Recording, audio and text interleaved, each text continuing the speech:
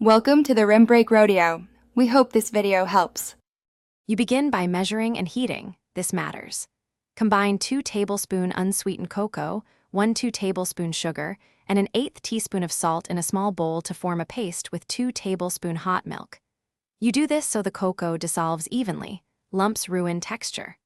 Once done, pour 1 cup more hot milk into a saucepan and warm gently to about 160–170 degrees F. Make sure not to boil. Boiling separates milk and flattens flavor. Now you whisk the paste into the warmed milk, using steady circular motions so the cocoa disperses and the mixture becomes homogeneous. Keep heat low. Simmer for 2 to 3 minutes to allow the chocolate flavor to bloom and sugar to dissolve fully. You should stir constantly because milk sugars stick and scorch quickly. This is why you maintain low heat.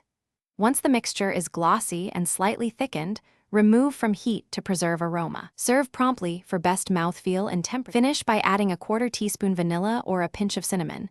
You do this to lift and round the chocolate notes. Pour into a pre-warmed mug and top with whipped cream, marshmallows, or cocoa dust for texture contrast. If the drink tastes thin, stir in a bit more cocoa dissolved in hot milk. If it's grainy, reheat gently and whisk vigorously or strain through a fine sieve to remove particles. Make sure to taste, adjust sweetness, then enjoy immediately while hot.